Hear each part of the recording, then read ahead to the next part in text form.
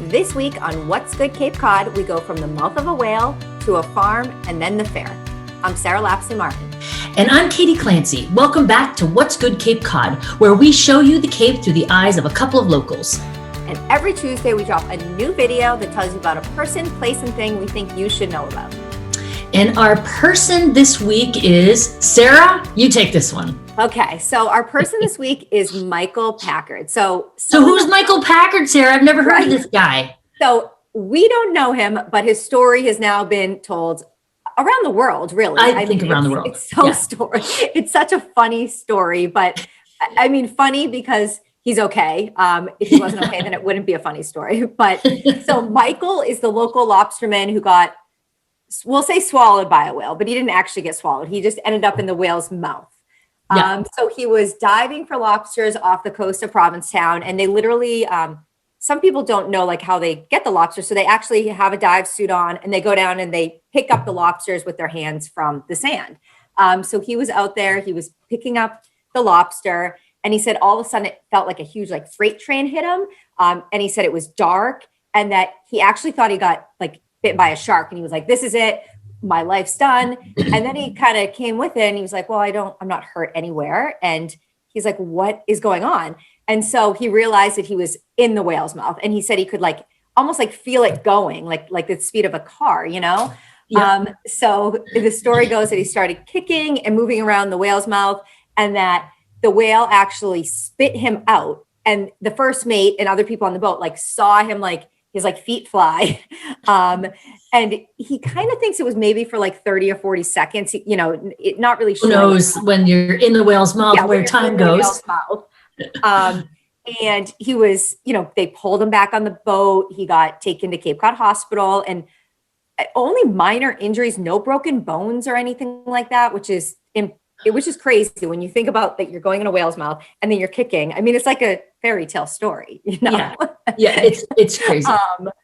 And then, so I don't know if you saw him on Jimmy Kimmel, but so that he was on Jimmy Kimmel's talk show, and they actually built this huge like whale and had him sit in it. And so it was hilarious. He at first said he didn't want to get in the whale, and then he was like, okay, whatever, I'm going to sit in the whale. So the whole interview, he's sitting in this whale.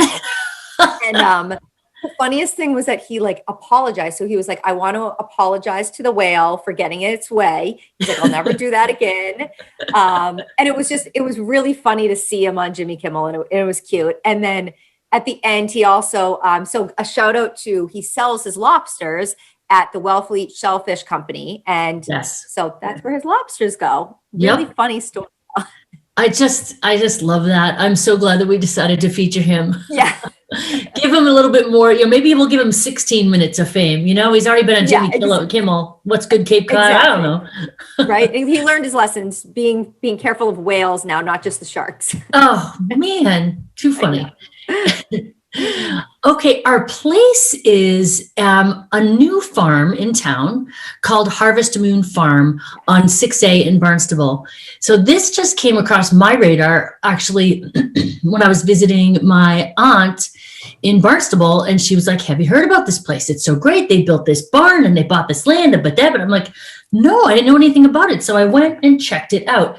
Sarah, I have a feeling we are going to see more of Harvest Moon, you and I. And you said you got a postcard from them, right? So they did great job. It was a few weeks ago I got a postcard in the mail, which good marketing, guys. I mean, Sarah and I are all about marketing. So we're like, okay, all right. Like, look at this. They're actually mailing me a postcard. And it was such a nice postcard. I stopped, I read it, and then I went and followed them on Instagram. I mean, like it was, they're doing a great job marketing. I mean, it looks like an amazing place. Well, they're doing a great job at more than marketing, actually. Yes. So their philosophy, they grow clean, organic, nutrient-dense food in an environmentally friendly way. Like, wow. Yeah. Like a lot of us want to do that, but to have the organization. So one thing that is true about you and me, Sarah, is we have such deep respect for local businesses and what it takes to start one, what it takes to get one going. And lots of people have good ideas, But you need more than a good idea to get things going. And Exactly. they clearly had the capital, which is always important, but they also have a very good plan and you can see it unfolding. So I'm like half into their food and half into their like business. Yeah. I'm really impressed with both. But some of the things that they do, they have a no-till approach to their soil because plowing and rototilling harms the life in the soil, depletes the soil, blah, blah, blah, blah.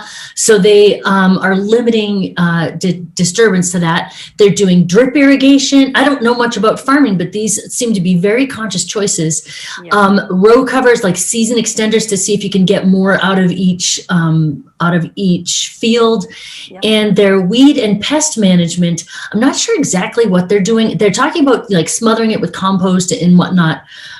Wouldn't it be cool? I could see Goat Green over there cleaning things up for them if they haven't already been over there. Right. They might have been already. Right. So they've got like a CSA basically where you can go there and sign up and well, it's not quite a CSA. You put your orders in Monday through Thursday, and then you can go pick up Thursday, Friday, and Saturday over there. And they're calling themselves in their ad, which I thought was interesting too, Cape Cod's first online farmers market for sustainably grown produce. Very so cool. I think it is worth a look from everybody. And if you haven't seen the big, beautiful barn that they built, I recommend you go and check them out. And like I said, I have a feeling we'll be checking them out for you at some point in the future. Exactly. Okay, so that was our place. Oh, our thing is so fun, Sarah. Go ahead. So our thing's happening this week right now. So jump off this and go. It's the Barnstable County Fair. So excited. It's back. It's back. I mean, we missed it, the whole COVID last year, we missed the fair. Yep. So everyone knows I kind of like doing I do a little research on the history and I thought it was really cool. I was wondering when the Barnstable County Fair started. So it started in 1844 and it was, it's been going on for so long. So in the late 1800s, early 1900s, it was one of the most popular annual events on the Cape. And it was the 87th fair, like in 1931, that ended up being the last fair. They, multiple people after that tried to get it back up and running. They dealt with things like the polio scare and a hurricane that wiped it out, lots of different things. But the popularity finally grew again after 1954. So we're lucky it's back. It's an amazing event for adults and for kids. I'm really excited to bring Liv. For sure. So some of the attractions, if people haven't been, they have all the rides, like, the carnival fun rides, which is a blast. They also Which is really, honestly, Sarah, the only thing, like when we were kids, I didn't know there was anything but rides. We go for the rides, right? Exactly. You're going and the food. That's what you see. You can see the Ferris wheel, but I think the petting zoo is really fun, especially for like kids. I think that's so much fun. They have a magician, Robert Clark. He's from Boston. He's a juggling magician, so that will be fun. They have the Puppies of Penzance, which is some big dog show that's like on a pirate ship, which is pretty cool. They have Cirque Equinox, which is the Nerveless Knox Thrill Show. So they have this like daring space wheel. So it's like two wheels on each side and the people are in the wheels and like do all these like somersaults and leaps and everything. So it's like a big show. So that's going to be cool. One of my favorite is the Demolition Derby. So I love the Demolition Derby. They have 2 days of it. I believe it's on today, Tuesday and Wednesday. And so much fun because they're like amateur. Have you seen the Demolition Derby before? I have not seen the Demolition Derby. I told you I only go to the rides. Right? No. It's like, they have like the cars and then people are like crashing into each other. It's this whole thing, but we've been going since we were kids. It's like a fun thing. And then lots of music this year. So they have Emily Ann Roberts, who is a country singer who was actually on The Voice. So she'll be there. Frankie Ballard, he's a country blues rocker. And he's actually toured and performed with Luke Bryan, Bob Seger, Kenny Chesney. So pretty cool. Yeah, that's very cool. Right. And some of the other bands, which I didn't even know he had a band, was Billy Bob Thornton and the Boxmasters. So I got to see this. Yeah. The Guess Who, and then another band called Earth to Mars, and they're Bruno Mars tribute band. So lots of fun music.